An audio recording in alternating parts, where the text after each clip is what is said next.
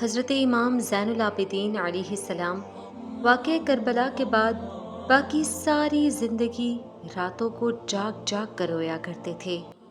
ایک دن خادم نے پوچھا، اے سردار، آپ ساری ساری رات اتنا کیوں روتے ہیں؟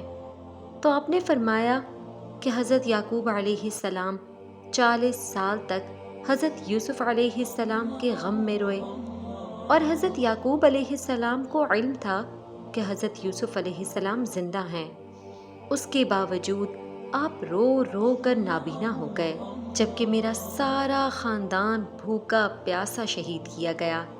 میرے سامنے میرے اصحاب کو شہید کیا گیا، میرے سامنے اصحاب کو شہید کیا گیا، میرے سامنے علی اصغر، علی اکبر، شہزادہ قاسم، غازی عباس علمدار، میرے سامنے میرے بابا سید الشہداء امام حسین علیہ السلام کو شہید کیا گیا۔ میں کیوں نہ روں جب میرے سامنے میرے خاندان کی لاشوں کی بے حرمتی کی گئی، میرے سامنے میرے خاندان کی سید زادیوں کی بے حرمتی کی گئی؟ میں کیوں نہ روں؟ میرے سامنے میرے بابا کے سر انور کو نیزے پر چڑھایا گیا۔ آپ اکثر روتے روتے بے ہوش ہو جایا کرتے تھے، لیکن نانا کے دین کی تبلیغ جاری رکھی۔